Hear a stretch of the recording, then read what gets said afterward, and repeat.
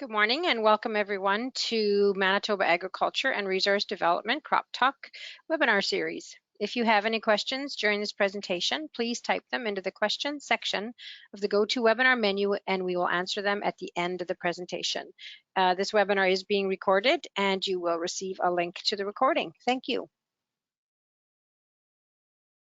Thanks, Laurie. I'd like to welcome everybody to the June 30th edition of CropTalk. And this past week, we've been getting quite a few questions coming in, and I thought it would be maybe just best if we just went right to our crop scouting panel and answer or try to get most of the questions answered during the time period. It's been a busy week with a lot of things happening, a lot of questions regarding disease, insects, spray or not spray, that kind of stuff. And I think we'll be able to answer most of those questions this morning. Again, on the panel today, just to do some quick introductions, we have Ann Kirk. Ann is actually not going to be here today, but Dane Fraze, Dave Kaminsky, Dennis Lang, the two Johns, John Gavoski and John Hurd, Marla Rickman and Kim Brown-Livingston. And today we have two guests to our panel as well. We have our weather people. We have Allison Sauce and Timmy Auger, and they'll be on answering a couple questions as well. So with that, I think we will head right into the questions. And first question is going to go to Allison and Timmy. Question is about heat we're getting and how long might it last, and are we going to see the extremes like BC and Alberta are seeing right now? And so I'll turn it over to you guys, and I think Allison might have a couple slides, Laurie, so if we could turn the screen over to her.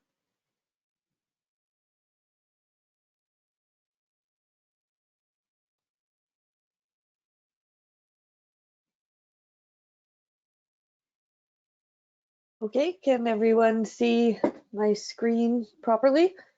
You bet. Okay, so the quick and easy answer is no, we will not be seeing the same extremes as was observed in the West this week. I think yesterday, Light in BC set an all-time record at 49.6 degrees Celsius, I think. Ugh. But we are expecting temperatures to go up a little bit for the next while, but nothing as extreme as those temperatures out west. So I just have a couple of maps to show. So this is a map showing the predicted temperatures up until next Friday, so July 9th. And you can see that the surface temperatures are expected to be between 25 and 35 degrees Celsius in Agro Manitoba, so in the green and kind of dark maroon area. And this is, well, we had hoped to show a probabilistic map, but since it's the last day of the month, they simplified it a little bit at Environment Canada. So this is the temperature anomaly outlook for the month of July. And it's showing that we are likely going to observe above normal temperatures throughout the month of July. And yesterday when we looked at this map and the probabilities were shown, this was showing a probability of about 70 to 90% likely that we are going to see above normal temperatures for July. Now, when we are looking at these maps, there are a few things to keep in mind. So first of all, these are forecasts. And with any forecast, there's always room for error and things can change over time as we progress through the month. Although temperature predictions are usually a little more reliable than precipitation predictions. And this also doesn't predict the extent of temperature differences above normal. So while it's showing us that we're expecting above normal temperatures, that doesn't mean it's going to be above normal every single day in July. And it doesn't tell us how much above normal. So it could be 0.1 degree above normal, and that would still count as higher than normal. So again, always take these forecasts with a grain of salt. And while we, as I mentioned, while we are expecting to see increased temperatures over the next week, we're not expecting to see those same extremes. So nothing up in the mid to high 40s in our area, and that's mostly likely due to the Rocky Mountains as the weather bubble, as they're calling it, moves west. That system will probably weaken, and although we'll see high temperatures, it won't be quite as high as in the west. So what we really want to think about when we're talking about some more high temperatures is the implications of these extended high temperatures. So we've already seen some warm temperatures this week and on and off in previous weeks, and increased temperatures are likely going to lead to even drier conditions. We're also not seeing a lot of precipitation in the forecast, in the short-term forecast anyways. And so with higher temperatures, we're going to see drier conditions. And since we're already seeing those dry conditions in much of Agro-Manitoba, this could be cause for concern, especially when we're considering crop stage. So for example, extended heat is going to have greater impacts on yield during stages such as tillering, heading, etc., than it would if we were getting a heat wave at the end of the fall when we're harvesting and we kind of want everything to dry out. So crop yield impacts versus heat and dryness will vary by crop. And I'm sure one of our other panelists and experts have more insight to how each crop will be impacted by these extended heat conditions. And heat also has an impact on evapotranspiration. So as the plants become, as it becomes drier, the plants want to conserve water. So they close their stomates, they transpire less, and this too is going to have an impact on yield. So they're putting a lot more energy into preserving some of that water than they might be into growth. And I might have said that backwards, but I'll pass it over to Timmy if he has any other comments. That's kind of what I had on my end. But if there's anything that I missed or you want to expand on, take it away, Timmy. Yeah, no, thank you so much, Alison. And I think you've touched on most of the, I'd say the critical items. But something that I think is worth noting as well is actually the high overnight temperatures that we are seeing on the prairies as well. Actually, the forecast for the next few days up until Sunday is actually calling for overnight temperature. I think the minimum we would be getting would be around that 18 degrees for many areas.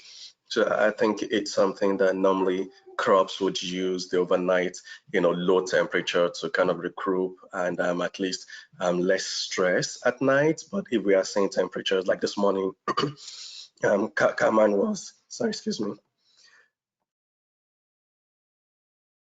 Yes, sorry about that. So this morning, Cameron was, I think, I don't think Cameron got below 20 degrees overnight. And at 6 a.m., it was at 21 degrees. So we would expect that would put more stress on the crops as we have overnight high temperature. So it's something to also watch out for. Okay, Yeah, and sorry, Timmy, go ahead. I was going to say that's what I have. Yeah. Okay. You mentioned, Allison, that we're going to be looking at normal or above normal temperatures. I guess it always comes to what would be our normal kind of temperature for July so we can kind of get a kind of general idea of what above normal is going to be. You know what? I don't know that off the top of my head. Timmy, do you have an idea on range-ish? Yeah, I would say I think average maximum temperature around this time of the year, at least around Winnipeg area, would be about 26 degrees, would be the average maximum high that we would typically see in July. And then the low would be around that 14 degrees. So that's why I had said that, when we start seeing minimum of about 20 degrees. That's about 6 degrees above what we would expect to see overnight. And the average maximum temperature, again, is around that 26 degrees. So and it's average, so definitely there are some days that would be more than that, obviously, and days that will be less than that. But again, the next 5 days or so, we would be seeing, I'd say, mid to high 30s actually. So that's going to pull that average quite high. So again, the forecast that we are seeing for the month of July is saying above normal. It may very well be that this first week in July would be well above normal, and then the rest of the month would be at normal, and that will be considered as being at above normal at the end of the month, because again, we take the cumulative at the end of the month. But I would say, yeah, just a quick answer to that question is the maximum temperature around this time of the year should be, on the average, again, is about 26 degrees. And the minimum would be around that 14 degrees. Okay, thanks, Timmy and Allison. Lori, if you could give the screen back to me, and we'll go on to the next question. Next question is for Dennis Lang. So we're seeing some lesions like this in some pea fields. Is this Mycosporella, or what's happening to my peas? Thanks, Lionel. Yes, if you would like to throw the screen back over to me, that would be wonderful. Sure, Lori.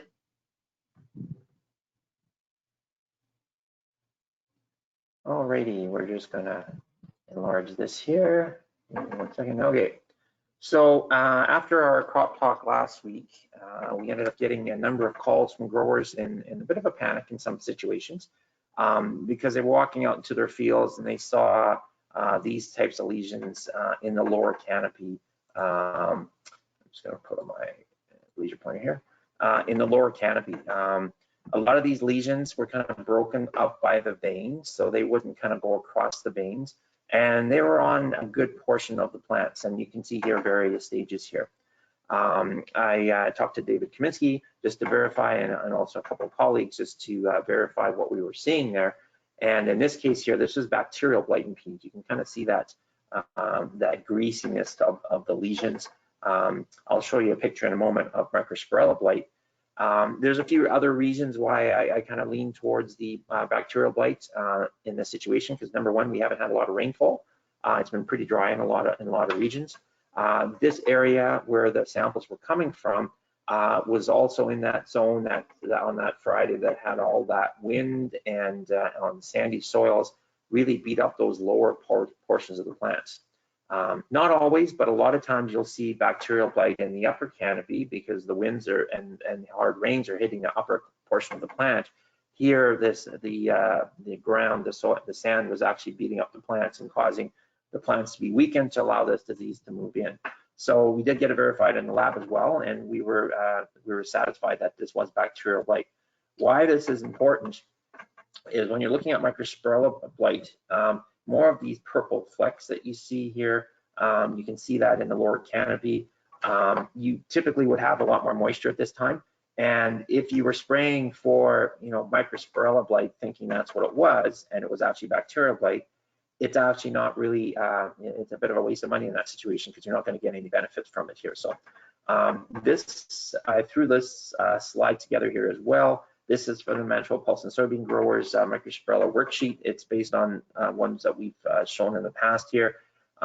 If you are looking at determining whether or not you need to spray for Mycosporella, it's a good exercise to go through this worksheet to come up with the score. If you're at over 65, based on things like crop canopy being dense, leaf wetness being high, moderate to high, 5-day forecast with light showers, and visible symptoms that are consistent with Mycosporella blight, then if you're over that 65, then it's worthwhile spraying. If it's not, then it's worth just delaying that in case, so that way you can still get the benefit of spraying later on when the disease might be present, and it'll also carry you through a little further, because once you start having pod set and pod fill, Mycosporella really isn't a concern for yield anymore. And every field will get some level of Mycosporella through the growing season, the longer you can hold it off, the better it is, because it won't affect the yield as much. So that's what I kind of had on that. So, and I'll turn it back over to you, Lionel. So you're saying that, right, what you going out to the field, you're thinking Mycosporella is at kind of what stage right now? Is it something we need to be worrying about yet or not? I think you still need to be watching for it because rainfall amounts are variable around the province. I could say in the Emerson, Altona area or Emerson area, we're dry. We haven't had any moisture in a while. However, you can go into other areas that have had some thunderstorms, and I think you still need to be watching for it. Yeah, we're still at the stage where you still could see some Mycosporella if you're getting the rainfalls at present. But again, the pressure isn't going to be as bad as what it has been in previous years when we've had rainfall throughout the season. So, okay, and then what's the turnoff point where you're past the point where spraying is going to be of any benefit? You mentioned once you get into that pre-harvest interval for the different products, but more so once you start seeing pod fill, then you're pretty much out of the risk for Mycosporella blight by that stage already. So that's kind of why delaying the application, if you're not seeing any disease, is probably a good thing, because that way when you do need to spray, you get a little bit longer coverage in there. So, or you get that coverage over the critical time versus spraying it too early and then have disease move in, still be able to move in again. So, okay, so we're basically just nicely starting to flower in a lot of the fields around here in the southwest. So we still have, I would say, at least a good 2 weeks before we would be looking at pod fill. So there's still a window there. Spraying is 2 to 3 weeks before that. But it's still worthwhile checking in the field just to make sure. And the bacterial blight issue it's not widespread across the province. There were pockets where, of course, with that wind on that Friday, that really did a lot of damage to a lot of crop.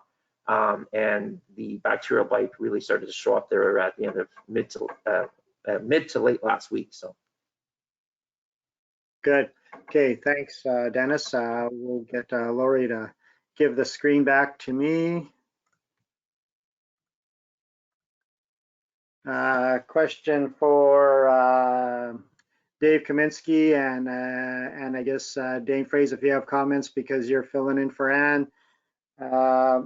Staging and how long will the head of wheat flower, I'm talking Fusarium control here, and how long of a window do I have for application? So I guess looking at the Fusarium issue right now, comments, David, if you have a few. Sure, thanks, Lionel. Well, you can see that risk map on the right-hand side. That's for yesterday, and today's map looks very similar, of course. The risk is higher in the southwest, and that is because of a little bit more recent rainfall down there. Over here in the Red River Valley, we're baking in the heat and haven't had any appreciable moisture for some time. So the risk is quite low here. Staging. You want to be looking at the crop as it's coming out of the boot. And I think the earliest you would be applying fungicide, if you think it's necessary, is when 50% of the heads are out of the boot. The critical stage is really during flowering. That's when infection can take place, when you have heat and humidity at the same time. Humidity above 85%, heat in the range of 15 to 30. If it drops down below 15 overnight, that minimizes the risk of infection. When temperatures go above 30, that also reduces the chances of infection. And how long is the window? Well, the flowering period is probably going to be compressed because of heat. Will take place very quickly, maybe in the space of only 2 days. It is sequential in the head, starting in the middle and working its way top and bottom. And once flowering is completed, I just had this question this morning, can the head still get infected with Fusarium? The answer is not enough to cause FDK in the crop. You might have some surface infection with Fusarium if it got wet later on, but that's not going to affect yield or quality of the grain. So I don't know if Dane on Anne's behalf has anything to add or can think of anything I missed. Looks good, David. Okay. Yeah, great. That's super, David. So so basically, I think the big question now is the timing, because of the heat, we're going to have the window is going to be smaller. So I think that's where scouting is going to be really important, and trying to make sure you're at the right time. Yeah, that I would say that too. I'm just echoing some of Anne's comments from what we discussed the other day. Would be where your normal wheat flowering might be 3 to 5 days in length. You might have almost a week on that window to get your Fusarium map down. With intense heat and rapid growth, it may be shortened to as little as 1 to 3 days. So that can really tighten up that window. I mean, David, would you have a comment if we run too short or a producer misses the window? Is there a benefit spraying later, or would they be better off to save their money this year? Yeah, probably better to save your money. Most of the fungicides don't have any significant kickback, as some people refer to it. They need to be there to protect the grain when infection is likely. And so it would be revenge spraying if you were going later than the ideal stage. And staging is, of course, difficult when you have lots of tillers, or you might have a two-stage crop for one reason or another. Then look at the heads that are going to make the most of your yield as your gauge for when spraying is appropriate. Okay, and I've been seeing a lot of the later tillers and not going to be amounting to a lot unless we get some rain fairly quickly here. So thinking the heads that are there now are the main heads that are going to be coming, are probably the ones that, in a lot of cases, are going to be the ones you're wanting to protect. So. Yeah. Great, thanks, guys. Okay. Dane, well, next question is going to go to you. How is this week of heat going to affect my canola flowering and pod production? A lot of canola fields are looking like the picture I took a couple of days ago here, or day before yesterday anyways. And so just starting to bolt, just starting to see early flowers. And if we get 3 to 5 days of plus 30 degrees, how is it going to affect my pod production? Right. Well, extreme heat is not helpful or kind to most crops, canola in particular, especially for flowering and pod set. Now, daytime temperatures above 29.5 degrees Celsius negatively affect flower pollination by having stamens, and it can shorten the stamens that are too short to successfully pollinate. They can cause hormonal imbalances, which can cause abortion of flowers, and or pollen could become sterile in the heat. So hot days are more of an issue, or they're compounded further if we don't have that cool overnight break. Just like David was saying, about 15, 16 degrees overnight. If we drop below that temperature overnight, that really allows the plants a chance to recuperate, cool off, to kind of reset for the next day. Canola flowers typically would bloom for 3 to 5 days. If they don't get that cooling off period overnight, they do tend to die and drop earlier, and your flowering period may be shortened further. It might only be a day, day and a half, 3 days tops kind of thing under the heat. And with a shorter flowering window, there's just a less likelihood chance that it's not viable pollen, or it's going to be able to pollinate itself and set seed. The heat does affect the flower fertility, but it really, we're looking more at the heat affecting hormonal imbalances as the main driver of pod abortion. So cytokinins are the hormone that are mainly responsible for flowering and reproduction. And with extreme heat, that stresses the plant, unable to cool down, and it produces a hormonal imbalance. Now, I can't remember whether it's high or low of cytokinin, but it's not in the correct ratio, and that will cause early termination of the flowers that are in process pollination.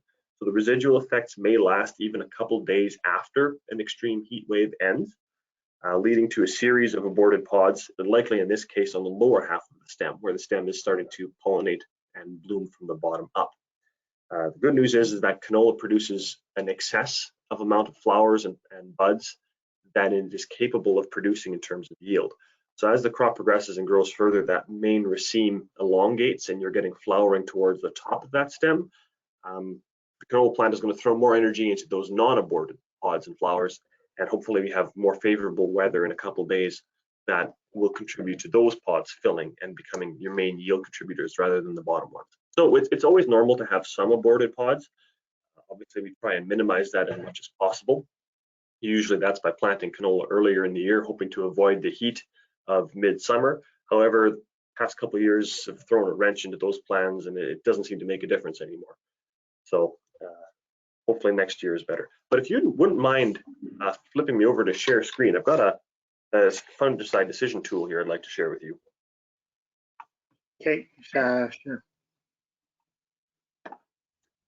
All right, are you seeing my screen? You bet. Just blue.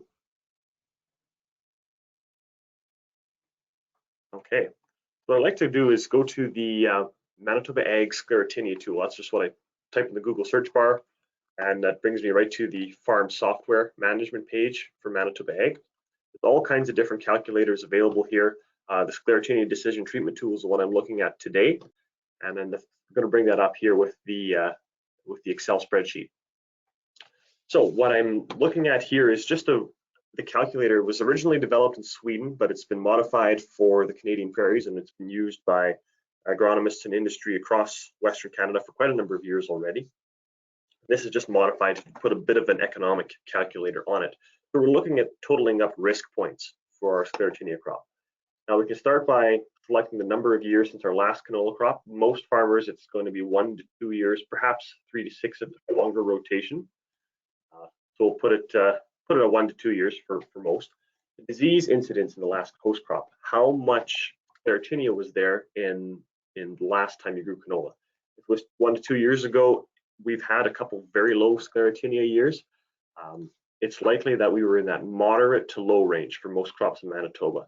I'm going to pick moderate for right now. Crop density, I wouldn't say we're on a high density this year. It's normal to low for most farmers. I'm going to err on the side of caution and go low here and say that's what many are dealing with. In the last 2 weeks, have we had substantial rain? Eastern part of the province, not so much. The western part, there's been a little bit more, but it really hasn't been a lot. I'm still going to pick less than 10 mils. Weather forecast, we're in for a period of high pressure, fairly stable weather systems. It's going to be hot and dry. Variable brings a little more risk. Low pressure, when we could have thunder cell buildup, obviously increases the risk, but I'm going to stick with high pressure.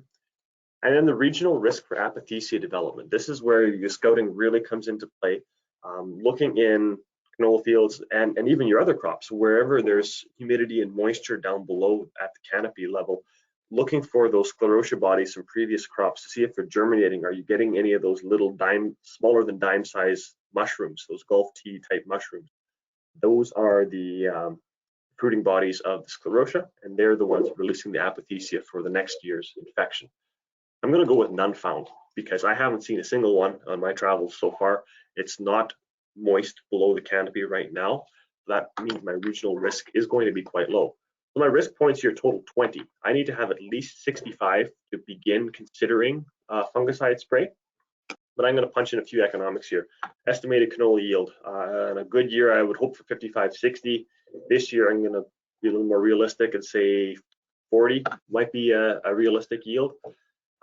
Price, I mean, off the combine, I think you can get at least 16 bucks, probably a little bit more. It's moving a fair bit in the past couple of days.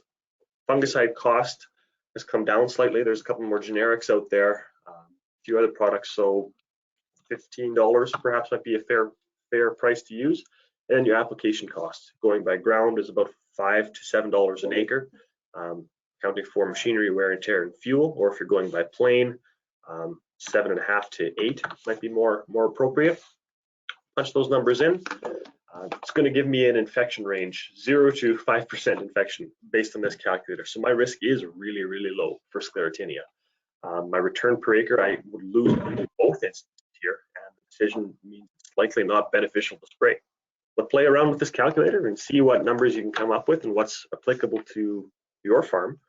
And it may factor in a decision. But what I would recommend to farmers is if you're in a questionable fungicide situation, focus on your cereal and key crops before you're looking at canola and sclerotinia this year.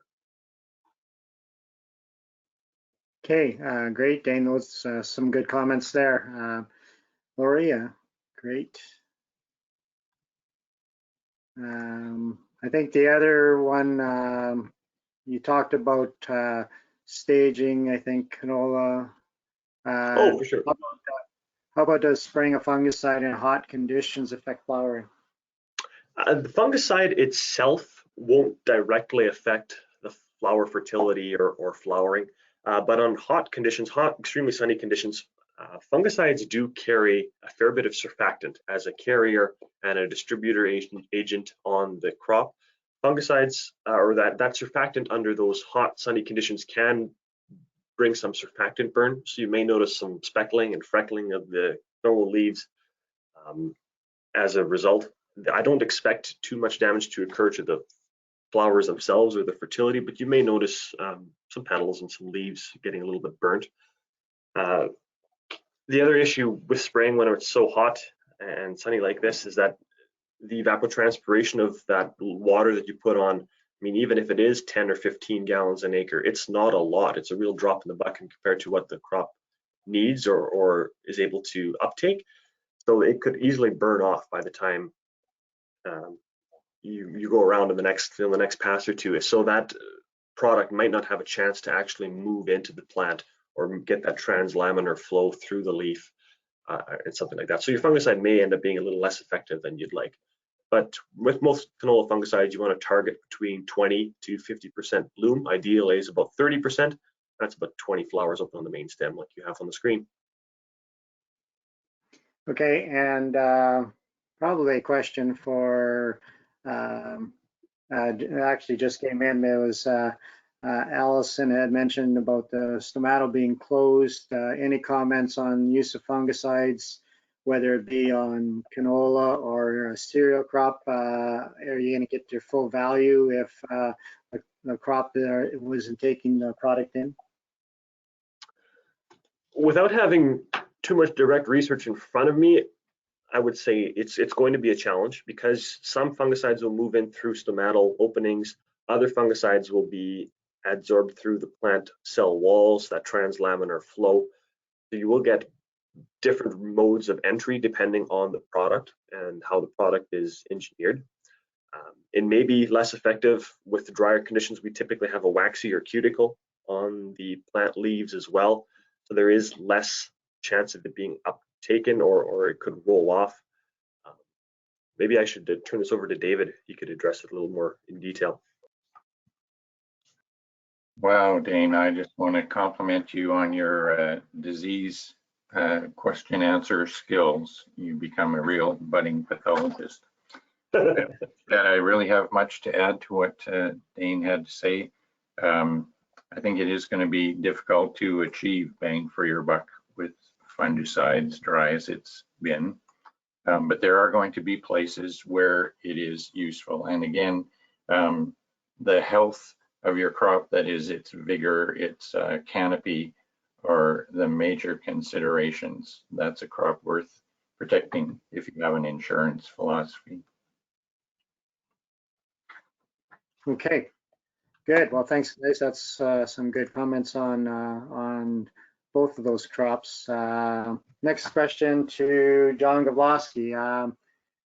Update on Diamondback, Moth, and Bertha armyworm.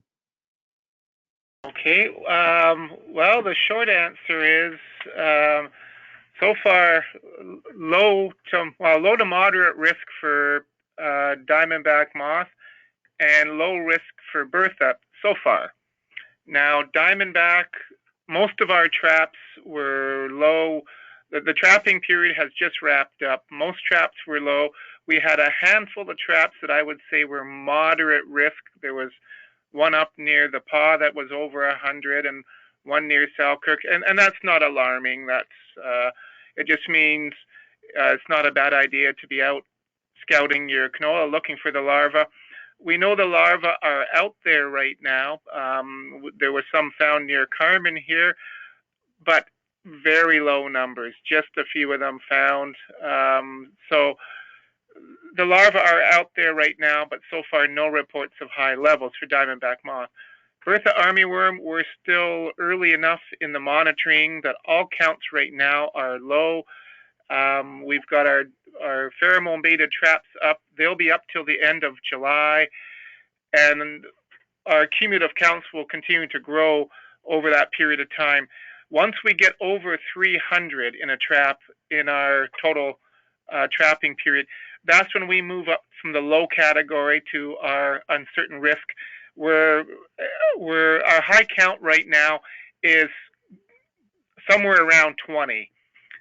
So we're a long ways from that 300, but again, there's lots of trapping to go. So we'll keep you posted on that one. Okay, good. Thanks, John. John Hurd, seeing this on Monday down south of Souris and more west, leaves emerging from the corn, the new leaves coming up were a yellowish look. And then when you walked in the field, we actually had some twisting. And these pictures I grabbed from what you had sent me. And so if you could maybe make comment as to what's happening here. John, you just need to unmute yourself and we'll hear you.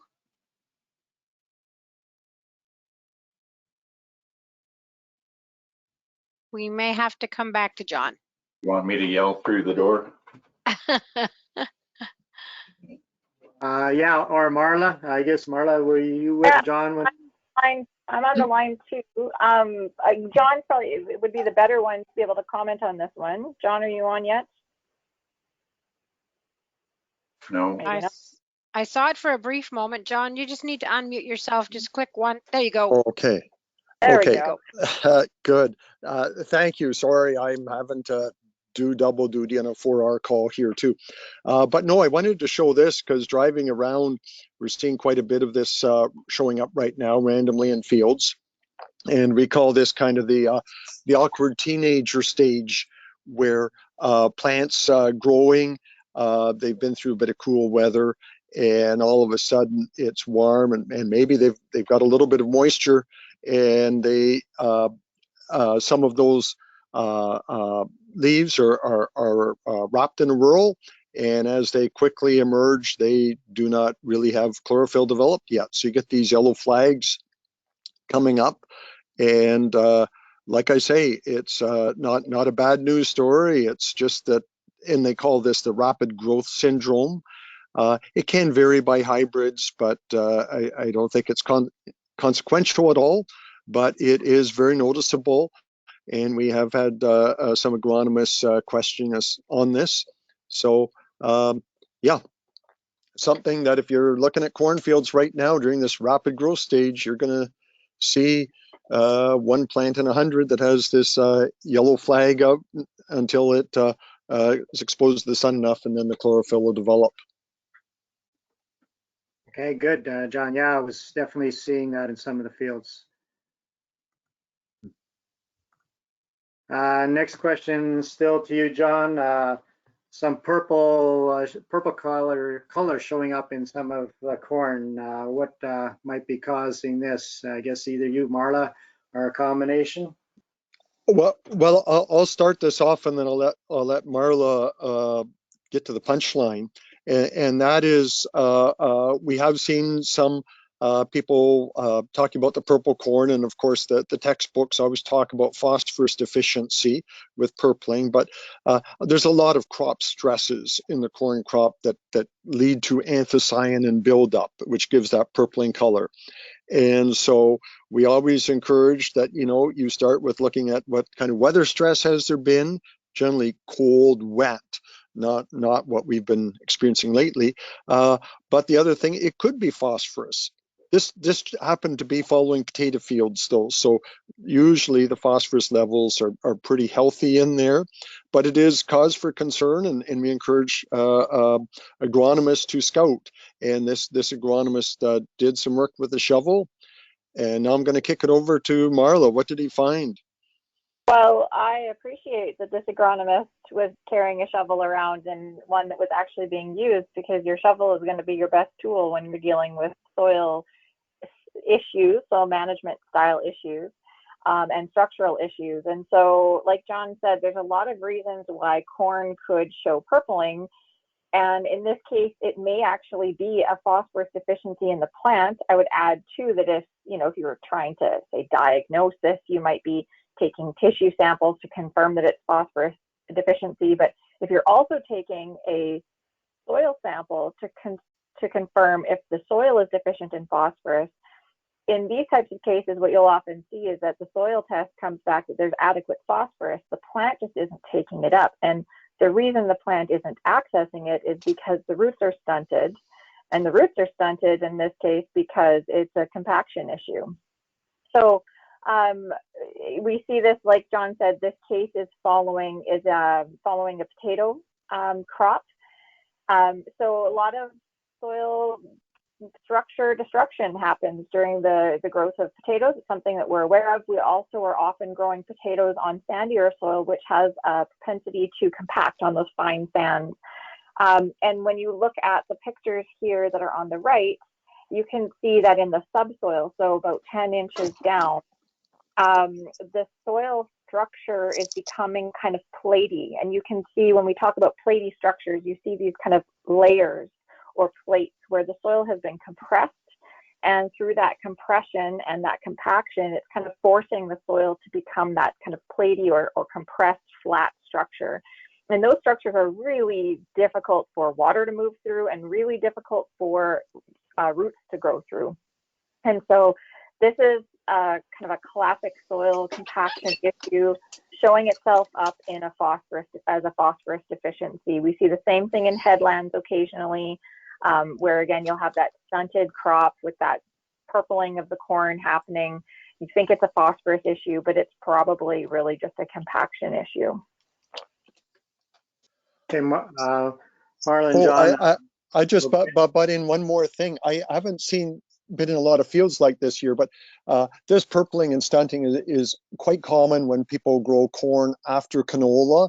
And in that case, it's essentially a phosphorus deficiency, but it's caused because of the lack of beneficial soil mycorrhizae in canola. And so those plants just act as if they don't have any starter phosphorus and will be stunted. Within 50 days, the mycorrhizae fully establishes, but man, we need the first 50 days of corn to be growing, not waiting for mycorrhizae to establish. So that's the case where if you're growing corn after canola, got to make sure you've got a full phosphorus program in place, placed close to the seed, and even zinc helps corn following a canola or a non-mycorrhizal crop. Okay, and have you guys been noticing that a lot of is it because of the dry conditions, but it seems the soil conditions have almost like compacted or gotten harder, or is that something you guys are seeing too? Yeah, I had a call the other day from an agronomist who was using a penetrometer and getting showing really high readings at that 10-inch or so depth. And there may be compaction at that depth, but it's compounded by the fact that you've also got very dry conditions down below. And so if anybody's ever used a brown moisture probe, basically it's the same thing as a penetrometer, but you push it down into the ground, and where it stops going into the ground is where you hit the depth, where you hit dry subsoil. So your penetrometer is finding that dry subsoil for you too, and doesn't press through that dry soil very easily. So again, this is another great reason to haul the shovel along with you every time you're going out and scouting, because if you're using something like a penetrometer and saying, oh, this is very compacted soil, you may want to get digging down there to find out, well, how is it truly compacted, or is it maybe a mild compaction issue, but it's actually just dry soil, and at that point the roots aren't going to be growing into or through that dried out soil, subsoil anyway. Hey, good. Thanks, guys. For Kim Brown, I sent you this picture the other day of a weed that producer didn't know he had, and he had sprayed the field, and that's when he found out it was there, and it turned out to be quite numbers. So I was out at the field, and I got another couple pictures of just off the edges of the field in the same weed, and just wondering if you want to help us identify it, and if there was anything you can do to help control it in a clear field canola. Yeah, thanks, Lionel. That is curled dock, Rumex crispus, which is in the buckwheat family, actually. And there's not a lot you're going to do to control it now, especially because it's really big, and has a really big taproot system and stuff like that. So it's but I wouldn't worry about it too much. You're going to find that in the wetter areas of the field. It's not going to be all through the field. It's just going to be where there's wet areas. You'll find that on the edges of sloughs all the time. This is the stuff that turns kind of like a deep burgundy color in the fall. And these seed heads here, they stay, and you can kind of see these all winter. So they're quite distinctive. You'll see that burgundy brown or rusty brown color. They get quite dark. Can you go back to the first picture, Lionel, though there's something else in there that concerns me that I think we should point out and we should be watching for. In addition to this curled dock in that first picture that Lionel showed there, I'm not sure if you can go back, but there's this weed up here. I'm circling it with my mouse, but you can't see that. Up here in the upper right-hand corner, I'm pretty sure that's biennial wormwood, and that is something that I would be a little more concerned of. I'd be watching that in the rest of the field too. Again, this curled dock, yeah, like if it's smaller, honestly, our clearfield canola really isn't going to touch that very much. It's a member of the buckwheat family. And it's a big seed, so it's just a tougher one to get, but it's only going to be in the wet areas. So I'm not too concerned about that. It's not going to be through the field. Biennial wormwood, we are seeing more and more of, and the odd field it seems to get in there. It can act as an annual or a winter annual or a biennial like its name, but it's not necessarily truly biennial. And it is not resistant that I know of, but it's naturally tolerant to a lot of herbicides, especially the ALS herbicides, which is your group 2s, which is your Clearfield chemistry. So your Clearfield chemistry this year didn't touch that at all. And lots of seeds on this thing, and it can get away on you in some crops, like some of your more challenging crops to spray it out of, but you should be able to do a good job on that in like a glyphosate tolerant crop. Liberty should do a good job on that with lots of waters, but you got to get it small. And some of your group 4s work, and as well, I think a crop that you could use Authority ahead of would do a good job on that as well. So that is something to keep an eye on, because there's a lot of seed coming from that plant, and I'd be watching those showing up in this field in the future. Good, great comment, Kim. And he did miss his burn off in the spring, and that's why a lot of these weeds have got as big as they had. And then, like you mentioned, Clearfield canola, not a lot of options to get control of them. So thanks, Kim. David, I had a question. That seems a little blurry. I had a question regarding crown rust in oats. Any comments? Has there been any seen in Manitoba yet this year? Dry conditions, hopefully not, but what have you been seeing? The short answer is no. How can I share my screen quickly? Laurie, if you could just pass the screen over to Dave.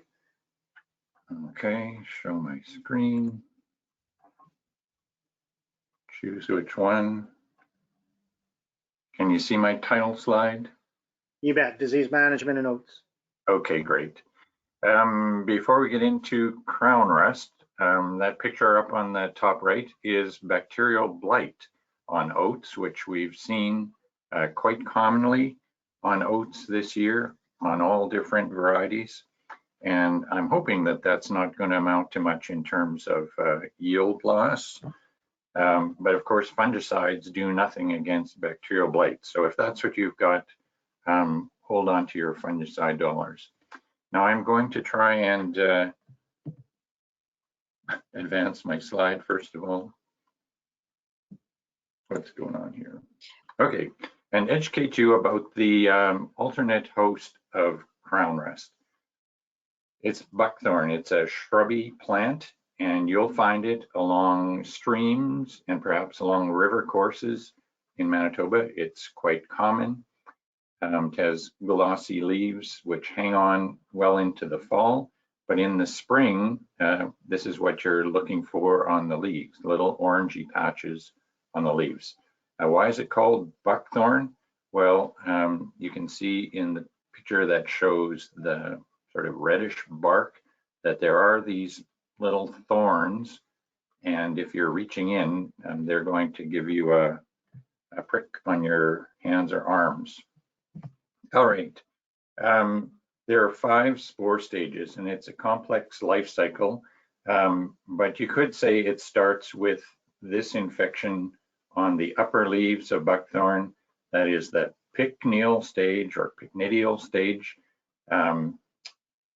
Then on the underside of leaves, you'll get the ethial stage. And this is the one that can go across and infect your oats if it's nearby, say within a mile of the streams. The ethial stage can apparently occur on petioles as well. And all of those pictures I've just shown you, I took yesterday here in Carmen. And so if you had a susceptible variety of oats, it might not be long before you're seeing these kind of symptoms on the leaves. Orange pustules, maybe a little darker than the ones on buckthorn, always with a bit of a halo around them. And if you rub those with your thumb, those spores should come off on your hand and look kind of rusty brown. There's a brand new lesion, and you can see that the urea spores are bursting out of the leaf, and this stage can cycle on the crop. So it can build up during the season. The one stage I won't be showing you is the teleospore stage, which is black, and it occurs in the same pustules where you've got urea spores earlier on. And then there's another stage that goes back to the buckthorn. Okay, the key thing really is perhaps not fungicides, but the varietal resistance to crown rust. And it's in your reference, Feed Manitoba. And I've just highlighted the page from this year's. You can see that there are some older varieties, such as Furlong and Pinnacle, which were around in the early 2000s. They're now fully susceptible to the races of crown rust that we have. I'd also be cautious with those varieties that are moderately susceptible. And Camden and Souris are more recent releases, perhaps in the teens, and they are moderately susceptible. Others have better resistance, and you know those ones that are contracted by General Mills. I call them Oreos, the 41M and 42M. They are fully resistant to crown rust. So unless you've got a buckthorn nearby and a susceptible variety, I don't expect you will see crown rust in oats this year. One other source of infection is spores blowing up from the states, that I'm having a brain cramp. The iridial stage, the orange ones on oats, they can get caught up in winds and blown up from the south. The area that we watch for this is Minnesota. And so far this year, there have not been reports of crown rust developing there.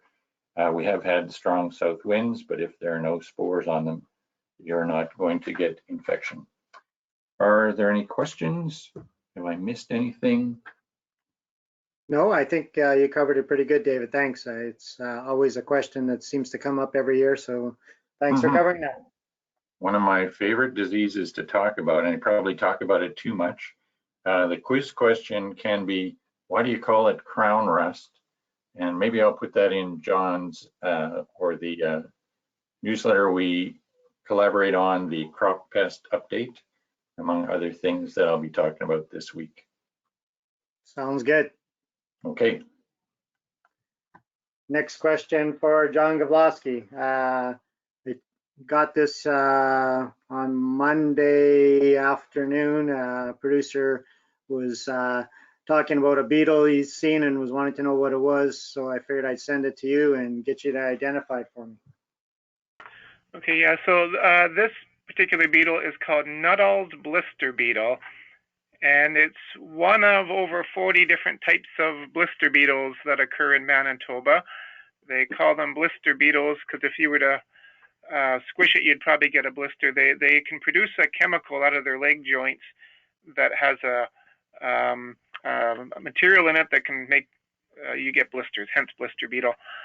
Now, there's good side to blister beetles too. Again, I mentioned there's lots of different types. Aside from Nuttalls, we're also seeing a black and a gray species. And we normally see a lot more of these in years when the grasshopper levels are high because the young stages of some of these species specialize in eating grasshopper eggs. Although this one here, Nuttalls blister beetle, we know they do eat other things as well, a bit more broad diet. They will feed on plants, but generally they're very gregarious. You will see a patch of them in maybe a canola field, soybeans, and a lot of native plants. You go into the ditches and they're all over the vetch and stuff like that. Very patchy. They're very, very rarely something we would consider an economic crop pest here based on their defoliation. Again, they're patchy. It might look bad in that little patch, but over a whole field basis, they're usually not considered a pest. Okay, good. I thought one year I seen a bunch of them on thistle plants. Would that make sense? Possibly, probably not this one. Well, it's possible. They've got a broad host range. They like legumes, but they will feed on other things. We see them on canola and other plants. So it is quite possible they'd be on thistle. But yeah, that might be one of their hosts. I'm not quite sure. They have a broad range anyway, but legumes are their favorites. Okay, good. Thanks, John. It's David here. Did you mention that they love Caraganas and that you might find them concentrating there? Yeah, so Caraganas are a legume, and again, the legumes are their favorites. So Caragana, they really like. Alfalfa, they really like. And that's often where you will find them early in the season, and then later on they'll often go to some of their more secondary hosts, such as your canolas, soybeans, a lot of the grassy and other weeds, and possibly thistle as well. Okay, good. Thanks, guys.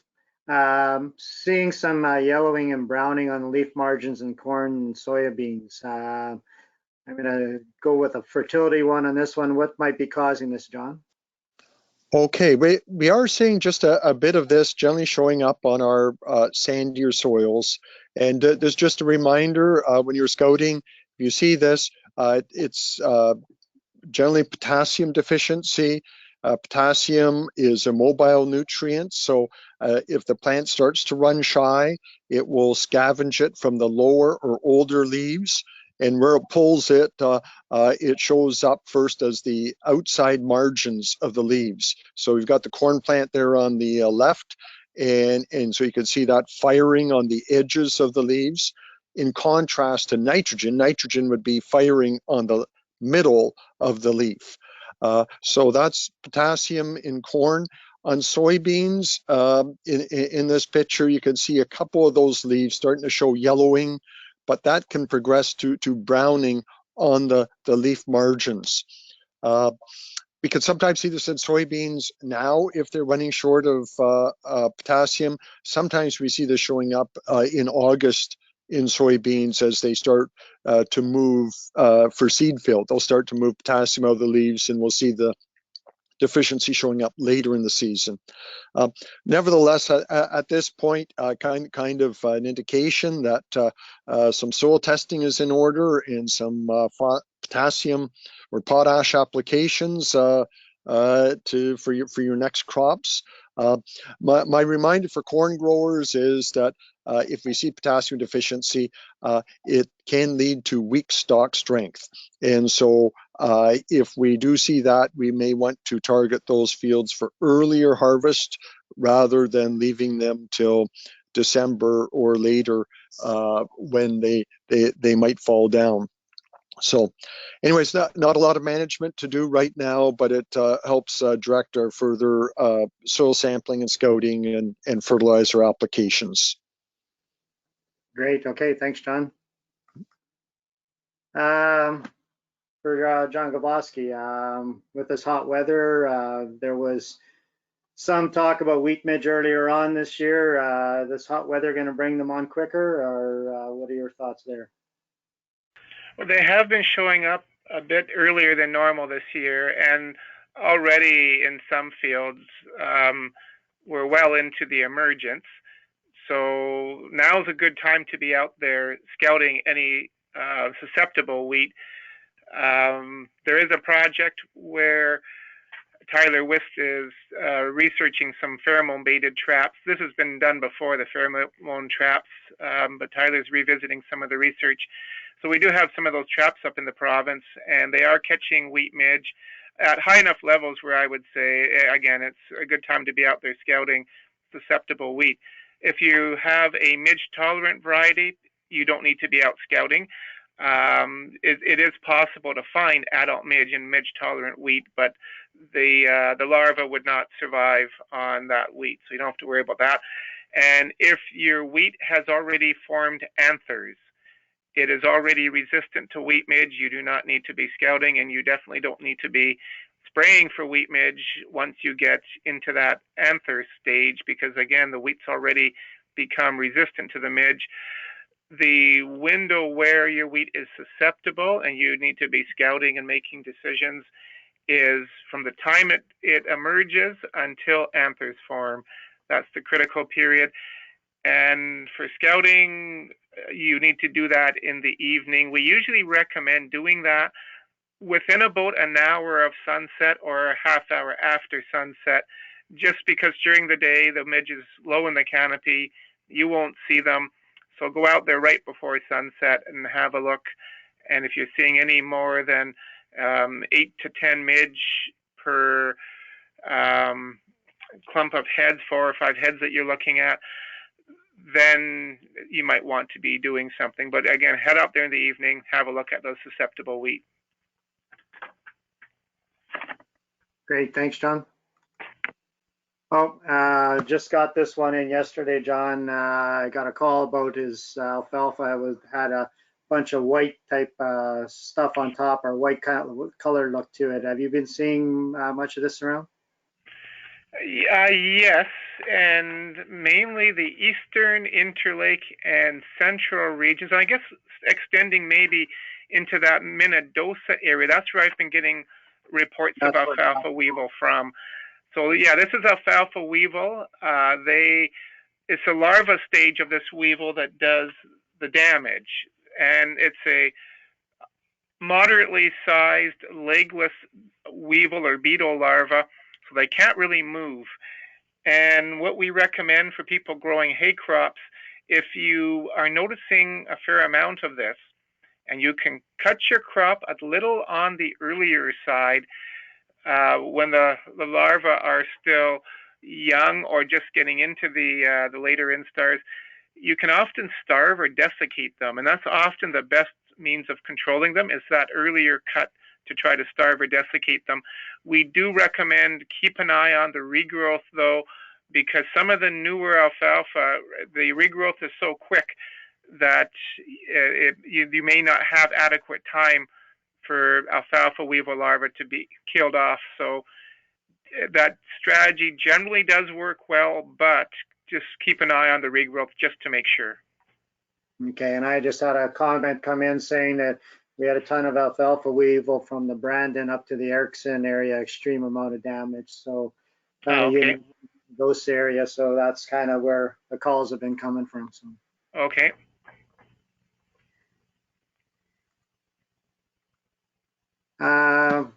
One for Kim. We talked a bit about this last week, and then John did some work. You had mentioned about soil sampling fields for herbicide residue, and I just wanted to know if you wanted to make a comment or two about this this information that you guys were able to put together. Yeah, thanks, Lionel. Yeah, and thanks, John. We actually had gone out and done some soil sampling, and in this case, I'm cherry picking, and I'm taking the very best area I can find and the very worst area I can find. We did 3 different fields, stretching from the Holland over to kind of the Rose Isle area, which is kind of here in south central Manitoba.